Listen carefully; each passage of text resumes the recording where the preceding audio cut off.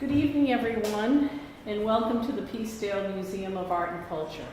I'm Lisa Fiore, President of the Board of Trustees for South County's oldest museum. As trustees, we ensure the preservation of this interesting international and multicultural collection of artifacts. Our mission's focus is education. For school-age children, we have our talented and entertaining Vice President, Mary Cocoff Brown, assisted by fellow trustees, Louise Weaver, Betsy Cook, and Linda Hennessy, along with museum volunteers and our administrator, Julie Wardwell. It's critical for our children to understand and appreciate world cultures, their global impact, and enjoy learning. We continue to do our share to keep history alive and well. Education outreach for our members and the public is also achieved by our stellar speaker series and newsletters. Kudos to Karen Ellsworth, fellow board trustee, who's responsible for the speaker series, newsletter, as well as our communication via constant contact. Tonight, we begin our fall speaker series. We welcome back our good friend and Kingston native, Christian McBurney. Christian will take us back in time to the 1929 to 1933 along coastal Rhode Island, where Prohibition was in full swing. The Coast Guard was defending us from the rummies, the rum-runners, and powerboats delivering illegal alcohol to secret drop-off points on the coast. Christian's primary source material is the Coast Guard's own records and contemporary newspaper articles. If you enjoyed this lecture and you want to know more, Christian's newest book, Machine Guns in Narragansett Bay, The Coast Guard's War on Rum-runners, is available for sale tonight. So let's welcome back Christian McBurney and learn about the rummies. Welcome, Christian. Thank you, and I'm glad to be here. Thank you all for coming, and also whoever will be watching this on video. As I've been lecturing on this topic, a number of people have come up to me and told me about their relatives and ancestors who were involved in bootlegging, or they know someone who did. So if anyone has any stories about that, I'm trying to collect them. And I'd like to put it on an article for Small State Big History, my history website. So if you have any of those stories, let me know, get in touch with me. Well, I'll get right to it. During World War I and World War II, and artillery pieces surrounded, but no shots were ever fired in anger. There were some practice shots, actually, that the ones out of the memorial, Fisherman's Memorial on the way to Block Island, that 18-inch gun fired and broke windows several miles around. But, you know, it wasn't fired in anger. So, same with the one in Little Compton. By contrast, from 1929 to 1933, during Prohibition, Coast Guard vessels in Narragansett Bay and other Rhode Island waters fired thousands of machine gun bullets and one-pounder cannon at fellow Americans. The intended targets were crew members on rum-runners who, using speedy powerboats, had picked up supply ships stationed at Rum Row, an area beyond the 12-mile zone off the coast of southern New England. The rum-runners, operating at night or in foggy conditions on their return voyages, would come up to one of the inlets and coves of Narragansett Bay for their assigned drop-off points. And here's a great picture of a speedy rum-runner.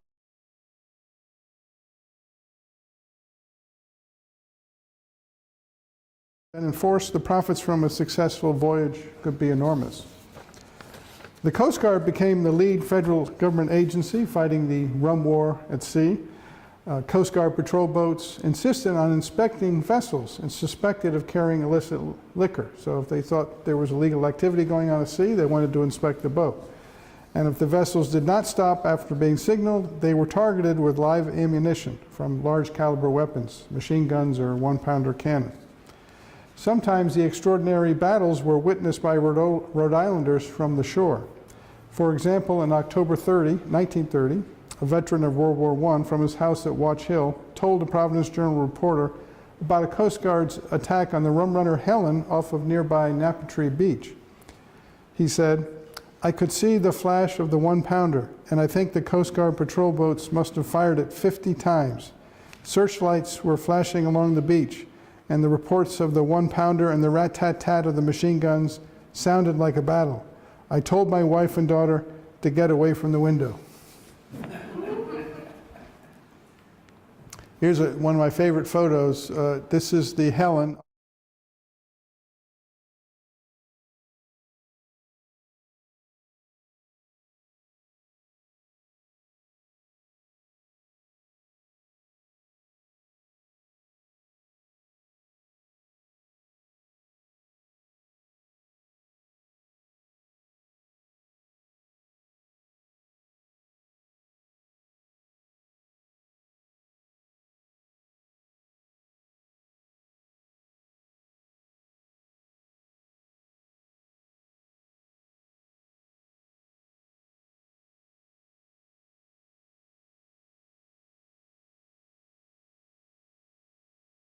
Didn't want lawbreakers to escape simply because they were using speedboats.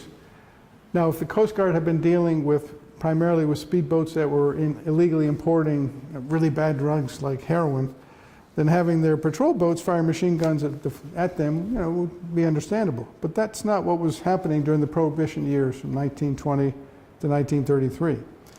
Drinking alcohol recreationally remained wildly popular among a wide swath of the population in the United States, particularly in the northeastern states, and among those, particularly in Rhode Island. Probably the wettest state in the Union on a per capita basis. Even many public officials signed to enforce prohibition, governors, mayors, and attorneys general drank bootleg liquor.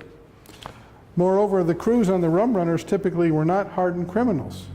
Many of them were former struggling fishermen or ordinary young laborers, first and second generation immigrants and otherwise good people who were, during the desperate years of the Great Depression, were trying to make a few extra bucks for their families. Thus, having Coast Guard vessels fire machine guns at the Rum-runners became a controversial practice.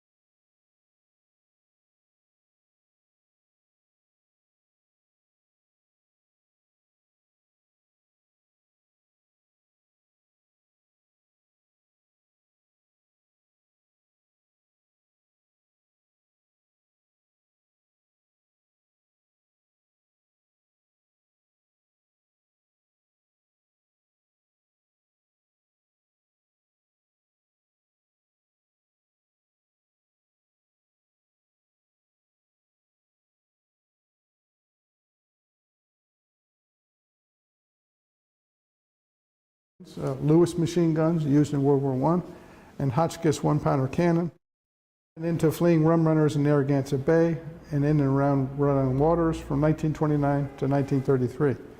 And as Lisa said, the source material is primarily from newspapers, contemporary newspapers, but mostly from the Coast Guard's own records that I reviewed in the National Archives. In the incidents covered in the following pages, 3 crew members on Rum-runners were killed by machine gun fire. One drowned after his boat was machine gunned, it caught fire and exploded. Another fell off his boat and drowned in mysterious circumstances after his boat was chased and fired at. 2 other crewmen suffered serious life-threatening bullet wounds, and 8 more crew members received minor or moderate bullet wounds. I've come up with a total of 29 shooting incidents in which the Coast Guard fired large caliber guns at Rum-runners, striking the craft in or near Rhode Island waters. In several incidents, hundreds of machine gun bullets were fired at this craft. It's a wonder that more men were not killed and wounded. One Coast Guard officer will be mentioned more than any others in these pages, and his name is Alexander Cornell, Boatswain Cornell. While in command of the patrol boat CG-290, Cornell ordered the firing of a machine gun at the fleeing Black Duck. Who's heard of the Black Duck before? Black Duck, very famous back in his day, and we'll talk about it later. 3 crewmen were killed in that incident off of Jamestown. Cornell opened up his machine gun in Rhode Island waters on 5 other Rum-runners, including the Yvette June, the machine gun bullets and 1-pounder shells fired by his patrol boat caused the Yvette June to explode and killed a crew member. Actually, it wasn't even a crew member. He was just along for the ride. Thus, one aggressive Coast Guard officer was responsible for most of the violent and deadly episodes in Narragansett Bay. And here is Boatswain Cornell standing on top of his patrol boat. You can see these patrol boats were not huge. You know, they needed to be able to operate in the coves and inlets of Narragansett Bay. Still, his superiors at New London's Section Base 4 praised his tenacity in bringing rum runners to heel and enforcing the laws. Other Coast Guard officers began to imitate Cornell. In one sense, the Coast Guard officers and crews ordered to enforce Prohibition were not to blame.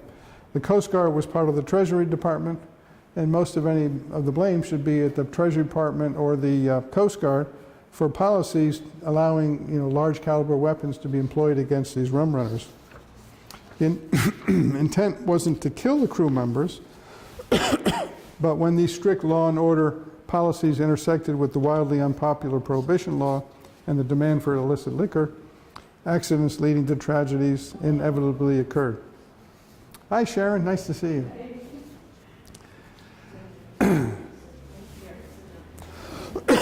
Excuse me. On 3 occasions, federal district court judges in Providence lambasted the Coast Guard for firing at rum runners.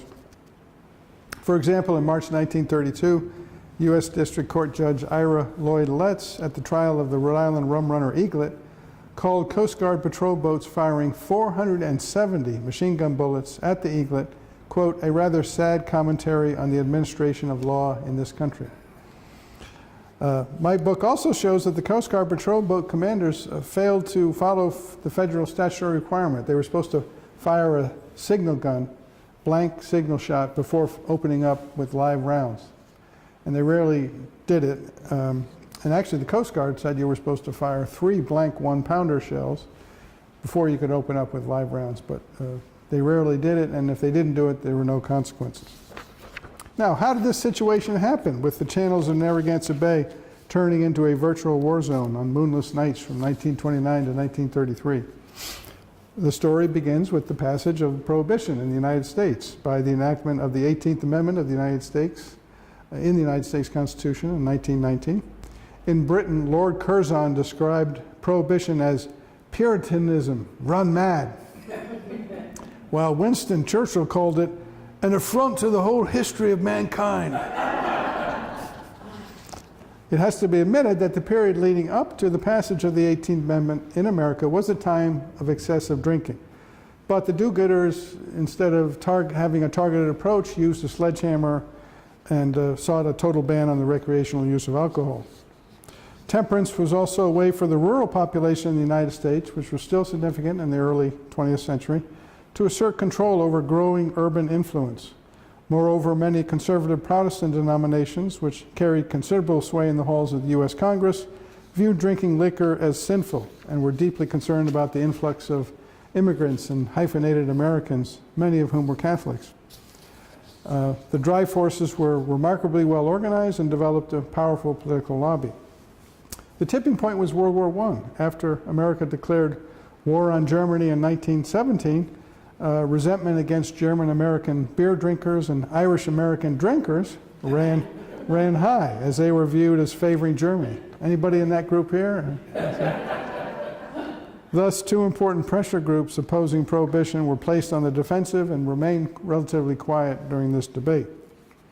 Dry activists pushed for a Prohibition amendment to the United States Constitution. In 1917, Congress voted in favor of the proposed 18th Amendment by heavy margins. 2/3 of the states were needed to ratify the amendment for it to become part of the U.S. Constitution. On January 16, 1919, the 18th Amendment became law after the 36th state legislature, Nebraska, ratified it. And the amendment took effect 1 year after that. So a lot of these soldiers came home from World War I and they couldn't have a drink.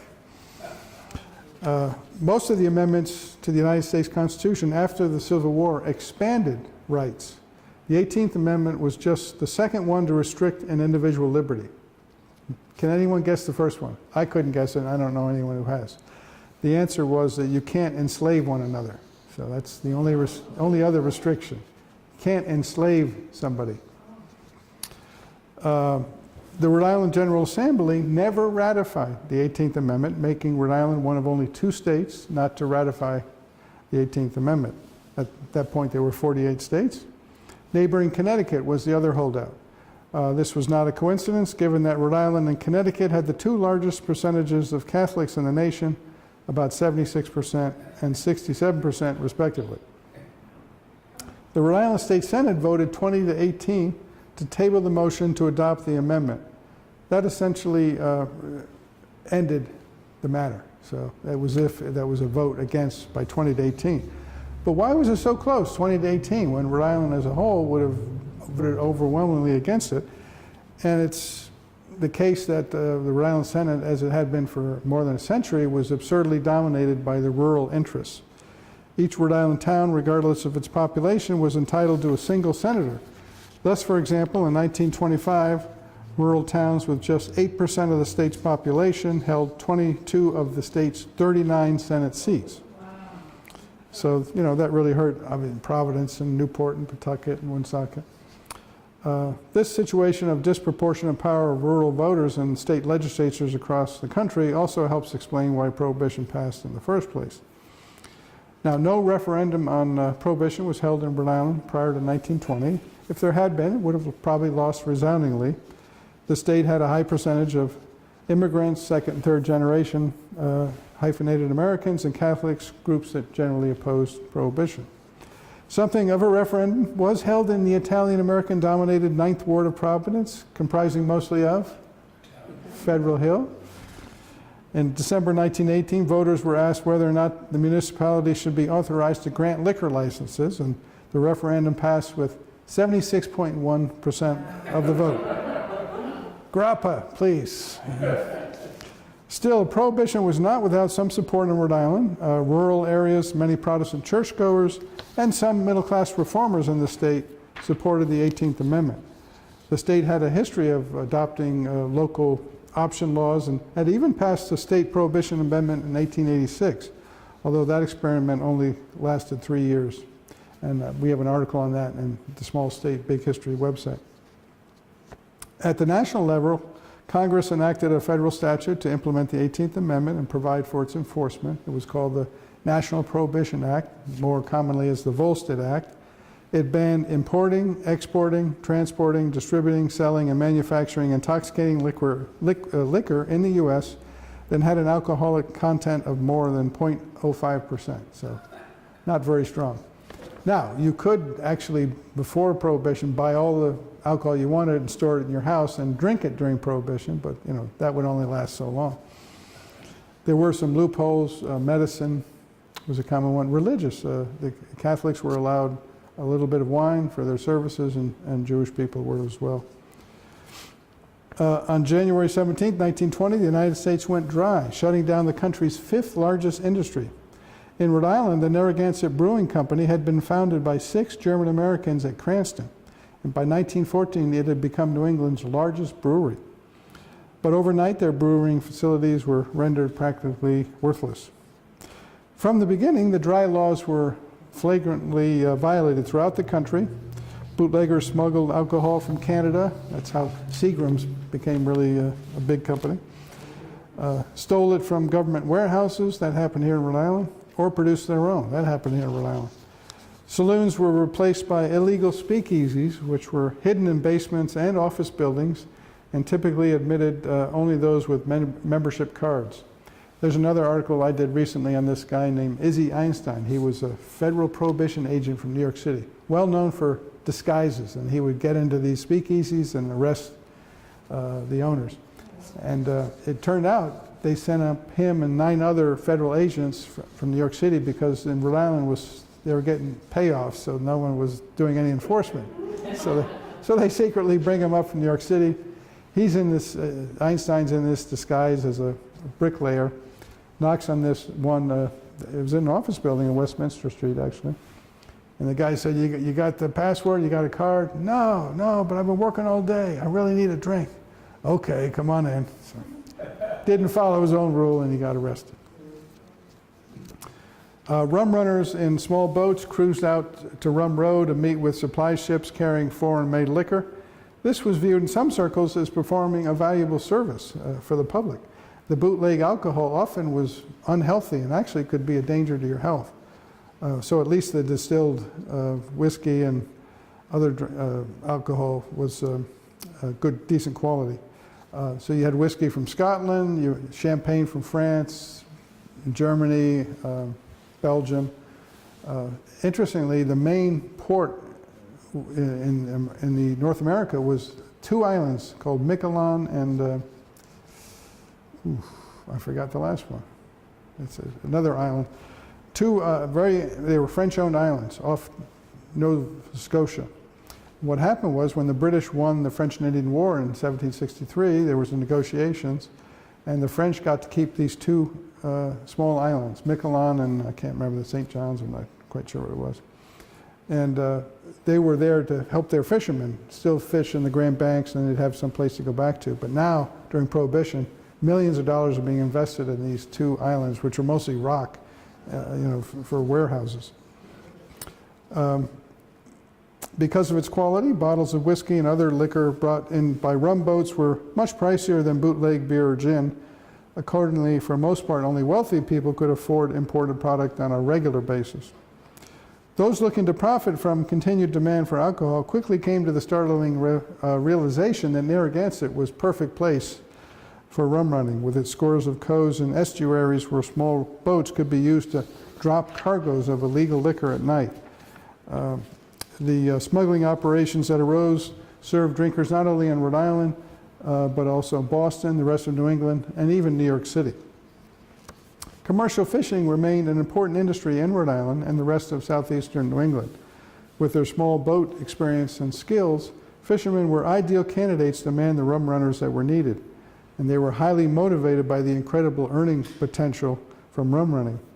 Before Prohibition, many fishermen had trouble putting food on their family's table. So they were hardly the hardened criminals that law enforcement sometimes tried to make rum runners out to be. Moreover, there's not a single incident that I came across where a rum runner fired a gun at the Coast Guard at sea, or even threatened to do so. Two of the most famous captains of rum runners in Rhode Island were Charlie Travers and Herbert Cavaca. Travers' parents were immigrants from the Azores Islands and spoke only Portuguese. I looked at their entry records in the census, and it says no English, Portuguese only.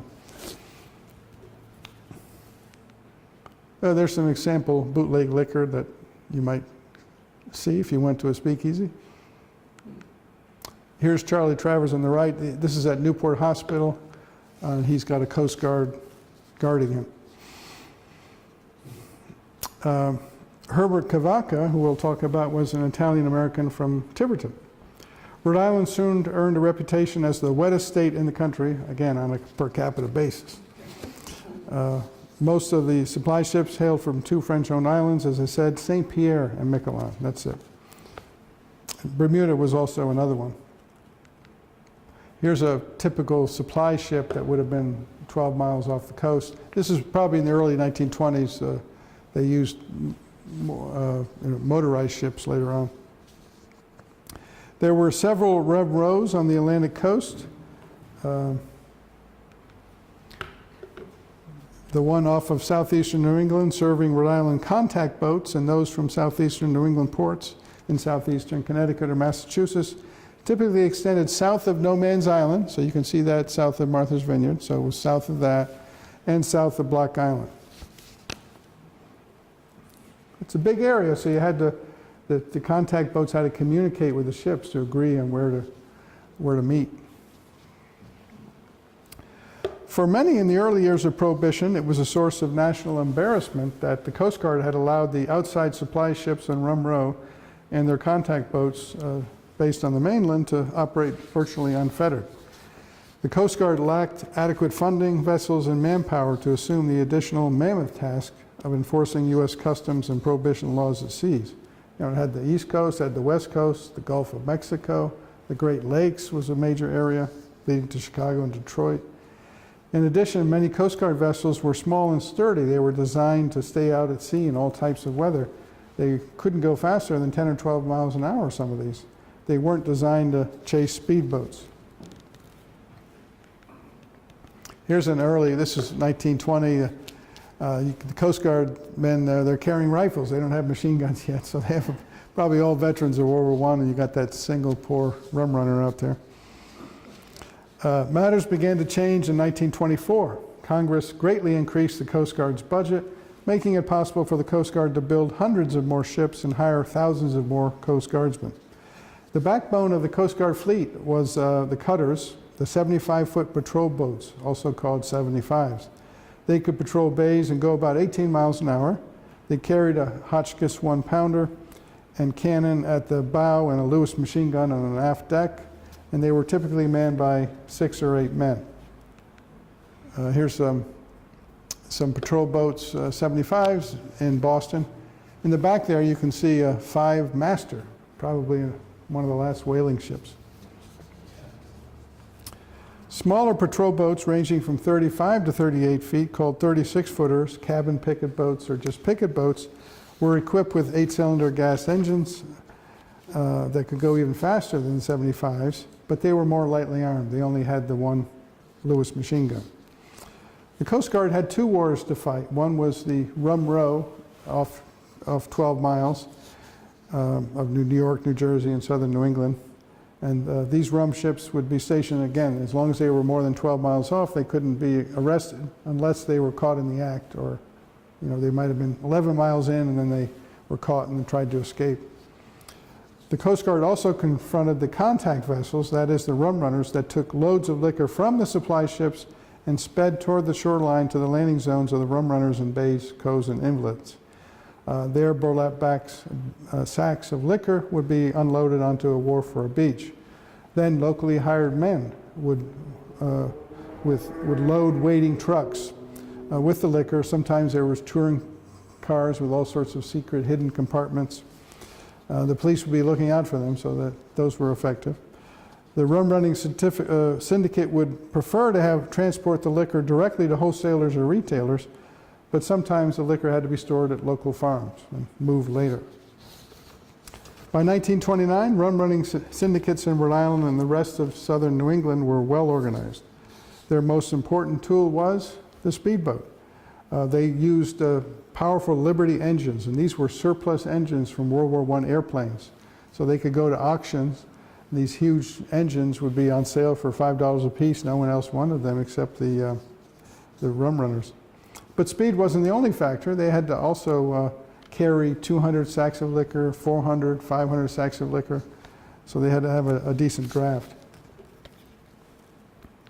Here's a rare photograph of a small Coast Guard boat chasing a rum runner.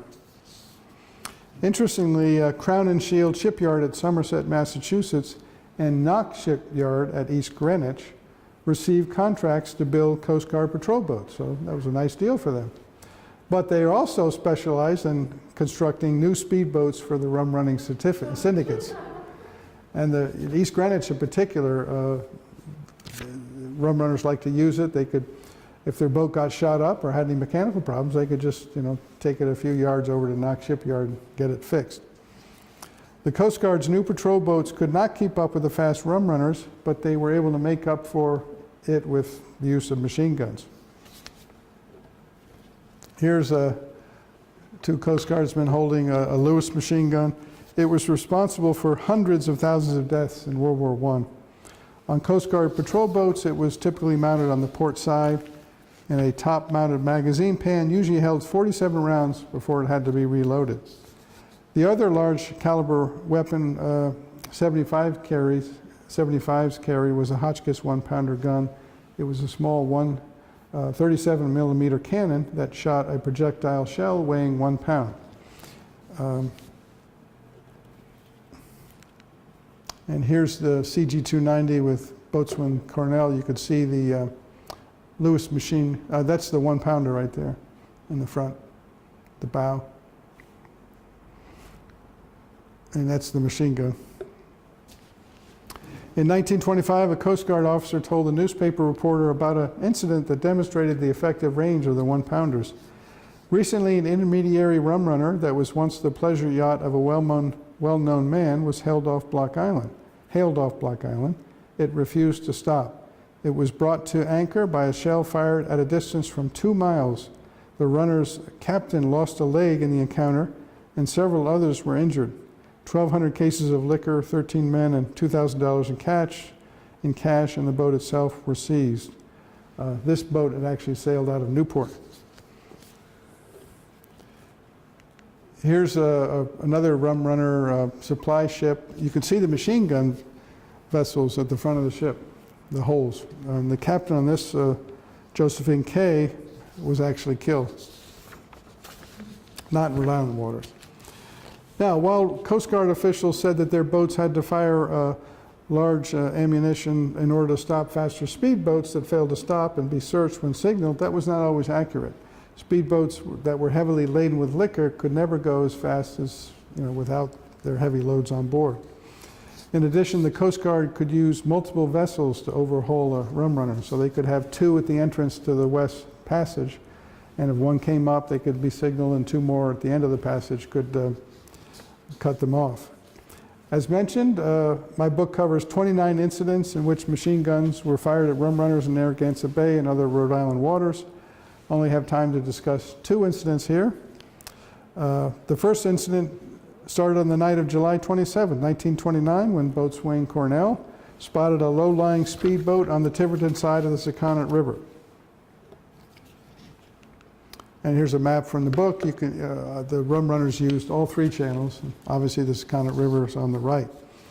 Cornell identified the speedboat as the Idle Hour, a rum runner operating out of East Greenwich. Cornell had his patrol boat, CG-290, chase the speedboat, but Idle Hour sped north up the river. A rum runner's report later said that the machine guns from CG-290 struck the boat, but the captain had a canvas tarp over the back, and so it was such a long distance that the bullets bounced off the tarp. Idle Hour had a drop-off planned at Almy's Wharf in Tiverton, but instead it sped up the river under the stone bridge, which had an 11-foot clearance. There was also another train bridge at that time, which has since been dismantled.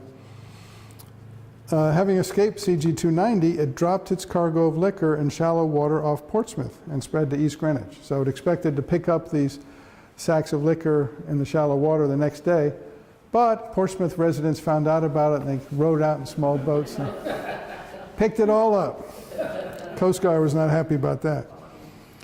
In the early morning, Cornell found Idle Hour tied up to a wharf at East Greenwich. The crew had skedaddled.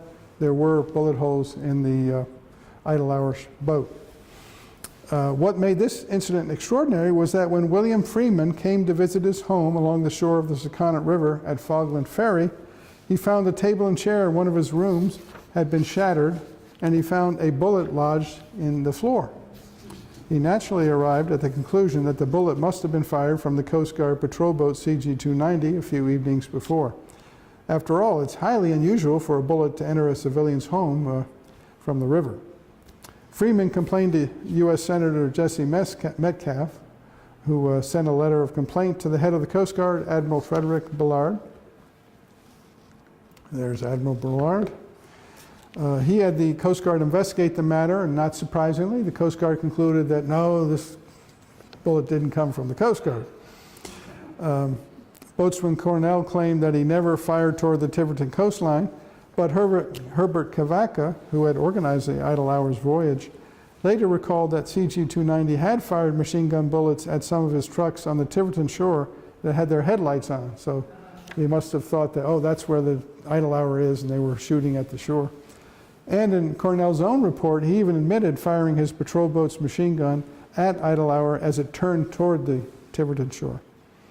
Even Admiral Bullard was skeptical of the conclusion in the Coast Guard's report.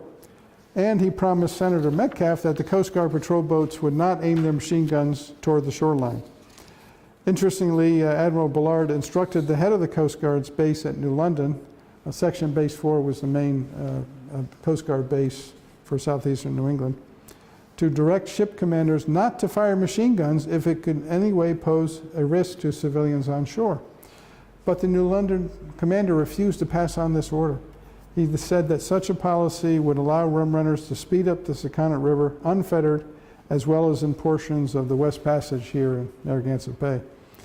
Admiral Bullard also complained that boatsman Cornell had not fired 3 warning shots as required, blank shots at the idle hour. The New London commander again pushed back, saying that the rum runner's captain knew he was being pursued by a Coast Guard vessel and yet refused to stop and be searched. This all led to the next shooting incident, which would have national implications. The shooting of the crew of the Black Duck in the morning of December 29, 1929, was one of the most sensational incidents in all of Prohibition. The incident again involved boatswain Cornell, in command of CG 290. Cornell tied up his patrol boat to buoy number 2, several hundred yards south of Bull Point in Jamestown in the East Passage, the main channel of Narragansett Bay. So this is about 200 yards south of where the actual buoy was, but this is off Jamestown. I took this from the Rum-runner 2 operating out of Newport, so that's a fun trip if people want to do that. It was a rum runner out of New York City. Cornell apparently had information that the notorious rum runner Black Duck, after meeting up with a newly arrived supply ship at Rum Row, and they were getting ready for New Year's Eve, would be returning up Narragansett Bay with a large load of liquor on board. Cornell knew that Charlie Travers captained Black Duck, and the two had crossed paths before, and each time Travers was cruising light, meaning he had no liquor on board. But Travers taunted Cornell, and Cornell wanted revenge. Black Duck was said to be the fastest rum runner operating in southeastern New England, able to reach a speed of 36 miles per hour. Now, while tied to the buoy, Cornell and his crew heard the sounds of a motor. Through the dark and the fog, as the boat came near, he could tell it was indeed the Black Duck. Cornell pointed his patrol boat's powerful searchlight on the rum runner and ordered crewman Lewis Pearson to man the Lewis machine gun on the boat's port side. Travers he was looking out for the buoy because he wanted to hear the clang and kind of find out where he was, get his bearings. But then he saw the looming Coast Guard patrol boat. However, he didn't stop. He kept speeding to the north. As Black Duck passed the stern of CG 290, putting himself in between the patrol boat and Jamestown, Cornell yelled for the rum runner to heave to. Travers carried on. Cornell had to make a decision in seconds. His boat was tied to a buoy. That was his big problem. So the engine wasn't running. And he had no time to start up the engine and chase the Black Duck. He knew he was supposed to fire 3 blank warning shots using his 1-pounder, but he figured if he did that, the rum runner would disappear in the dark. Cornell ordered Pearson to open fire with the machine gun. "Let her have it," he yelled. Not a very precise order, is it? Pearson let loose a pan of 27 bullets. Then his gun jammed. He worked frantically to unjam it. On board the Black Duck, 3 crewmen crouched in the pilot house while Travers had the wheel in the engine room. Suddenly, machine gun bullets swept the deck. 3 crewmen were killed. 2 instantly, and 1 made it out of the engine house and collapsed on the deck. Travers received a bullet in his right wrist. Somehow Travers was able to turn the boat around and drive it back to CG 290, and he surrendered. Cornell jumped on board and saw the 3 dead crew members. He had the bodies all laid out in a row. He ordered his crew to tow the Black Duck to the nearest medical facility, the Army base across the bay at Fort Adams. Travers was eventually taken to the Newport Hospital and placed under guard, and we saw that photo. Here is the Coast Guard incident report that Cornell filled out for this historic event. And here's the headlines. Look at this, is St. Louis Democrat, not exactly close to Rhode Island, but it's the main headline is this shooting and the article on the right. And they even have a picture of the Black Duck photograph. The shootings made headlines in newspapers around the country. At the Seamen's Church Institute in Newport, the Reverend Roy Magoon called the killings downright murder. Excuse me, I'm going to take a drink of cider, that is. Non-spiked cider. So.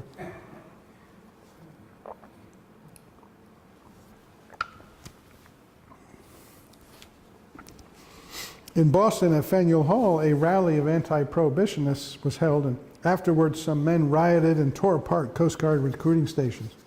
In New London, Cornell received a letter with a death threat postmarked Patuxent, Rhode Island, and local toughs beat up a Coast Guardsman. Tempers ran high. Here's a rare photograph of black duck. At this point, it was being held at Patuxent. Patuxent. And this is a rear view photograph. And if you look closely at the dory boat, you can see some machine gun damage. In Congress, Representative Fiorella LaGuardia spent 40 minutes complaining how Prohibition had tarnished the Coast Guard. The New York Herald Tribune wrote, "It may be that bloodshed is inevitable in the enforcement of a law that large sections of the country treat with contempt. But does this excuse the raking of an unarmed rum runner at close range with a machine gun?" But Prohibition supporters had their views too. An editorial in the Washington Post stated, "The rum runners got only what was coming to them. When smugglers are on open water, it is not only the duty of the Coast Guard to pursue and search them, but to kill them if there is no other means of overhauling them." Wow. In Rhode Island, the state's Attorney General convened a grand jury to decide if Cornell and his crew should be charged with murder or manslaughter. The jury decided that charges should be dropped, and I think it was the right decision. The shooting was not intentional, and it was the policy of the Treasury Department to have Coast Guard vessels shoot at rum runners that refused to stop when warned. The shooting was a tragic accident, but it was an accident that was bound to happen at some point when the Coast Guard fired machine guns near rum runners, even at their sterns, trying to disable them. Here are some machine gun bullets extracted from the black duck that I held in my hand at the National Archives. The machine gunner Pearson claimed that he was just firing warning shots, but he made two fatal mistakes. First, he apparently aimed at the stern of the black duck in order to disable it, as opposed to, away from it, behind it. Second, while he claimed to have given a warning shot by shooting into the air, he shot the machine gun at deck level. Cornell and his crew claimed that the black duck had veered to the left, just as the machine gun fire had started, thus moving into the path of the bullets. And the Coast Guard investigation adopted this explanation, but it wasn't accurate. The Coast Guard's own drawings showed that the path of the bullets came from the stern of the boat and not from the port side. So here's a map of the movements of the black duck compared to the CG-290 tied up to the buoy. And you can see here, this was when the CG-290 moved to the left. But if you look at the next drawing, all of this is showing the path of the various bullets. They're all coming from the stern, not from the left port side.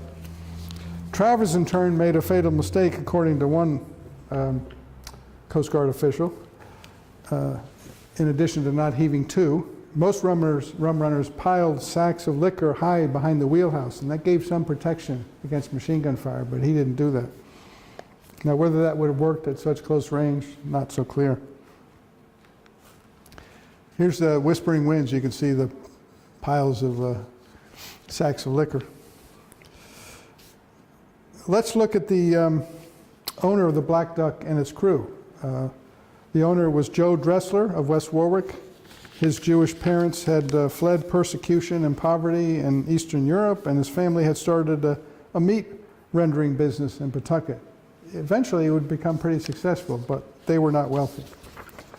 One of the crew members was Jake Wiseman. He was the son-in-law of Joe Dressler, and he was also Jewish. As mentioned, Charlie Travers's parents had immigrated from the Azores and didn't speak English. And the same was true for a third crew member, John Goulart. The Goulart and Travers families were neighbors and friends in Fairhaven, Massachusetts. And both Goulart and Travers were fishermen by trade. The fourth crew member was Dudley Brandt. He was married and had children and lived outside of Boston. He was known as an excellent boat mechanic. In short, these men were not hardened criminals who deserved to have machine guns fired at them. Now, while the shooting of the Black Duck was the most famous shooting incident in my book, It's just one of 29 incidents that occurred in Rhode Island waters that I cover in the book.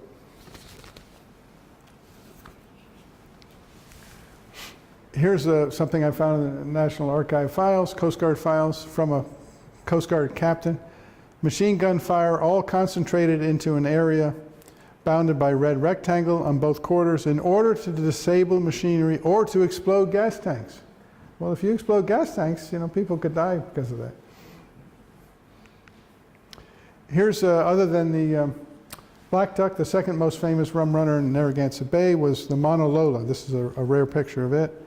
And it was caught 3 times, but it was had some great chases. And one in particular was anyone who lived on the bay at 1, 2 in the morning was woken up by firing of machine guns. Hundreds of rounds were fired at it. And there was a small Navy fleet off of Jamestown, and Mauna Lola started going in between all the Navy ships to avoid getting fired at. Another ship got fired at, was grounded at the northern part of Jamestown, and the crew escaped. So it was one actually escaped, called another ship. Actually, the Mauna Lola escaped. Another one did not escape and got caught and sank. So it was a crazy night in Narragansett Bay. Here's an extraordinary rum runner. Some of these rum runners said, we're tired of getting fired at by machine guns. So they put steel plating on this rum runner out of Martha's Vineyard, Fall River. And it was just off of Little Compton when the Coast Guard boats caught up with it. It actually deflected the machine gun bullets pretty well. But this one Coast Guard ship got right next to it, and with its 1-pounder cannon just started banging away. It was like War of 1812, warship, except only one side was firing. Eventually it surrendered, and a Coast Guard destroyer towed the Nola to New London, but because it had holes in it from the firing, it sank. I'd like to have those guys, submarine or divers, find the Nola. That would be interesting. And last is the high strung, tied up. It had been caught for the 3rd time, I believe, and it's tied up outside of Customs House in Providence. That concludes my presentation. Thank you. Does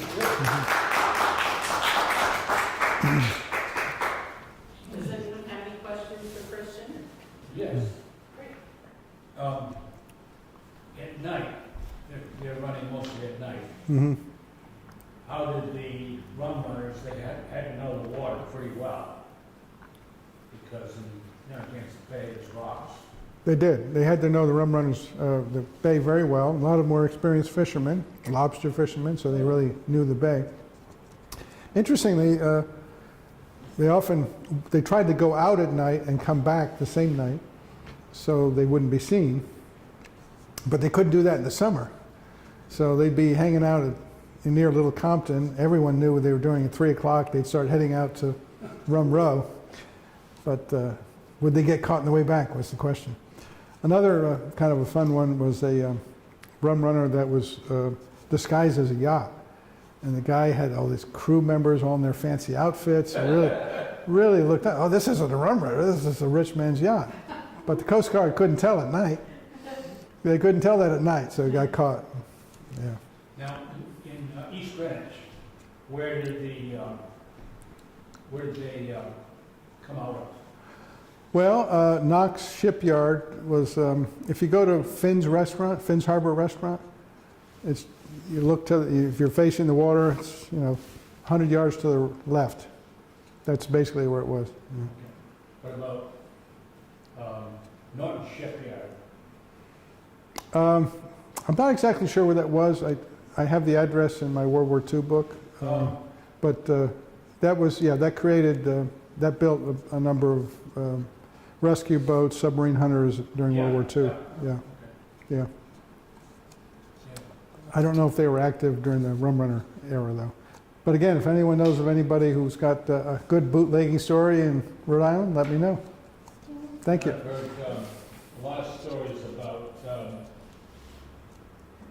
running marijuana, but that's in recent times. Yeah. And just stories that you pick up from people who have somehow seen it come up the Yeah. coast. Yeah. And, I have one good story it was a guy from Block Island. He's now, I can't remember his name, but runs a cab and a great tour guy in Block Island. And he was a police chief for a while. And these friends took him out on a joyride in Block Island. Suddenly they broke out marijuana. Well, he was beyond they were beyond 3 miles, so he had no jurisdiction. So they were just blowing it in his face and stuff. Couldn't do anything about it, but anyway. okay, Well, thank you for attending. thank you. Thank you, Christian. Thank you, Christian, for taking us back in time as we learn more about our small state and its big history. As editor of the online review of Rhode Island history, Small State, Big History, we are grateful to you for bringing Rhode Island's fascinating history to light for us. Our next lecture scheduled is for Thursday, November 16th at 7 with Catherine Reinhardt, an archaeobotanist at Archaeological and Historical Services, and this is a company in Connecticut, and she will present a 1638 household in Plymouth colony. And following that, our next lecture would be with Professor DeSario, whose topic is the American ship John Jay, A Prize of War, presented on November 30th, and that would be this article right here, which is the front page of our newsletter, which should be really fascinating. Thank you all for coming, and be well and enjoy fall. See you soon. That ship was captured in 1806. America and Britain weren't even at war then. I said, how? That's. Yeah.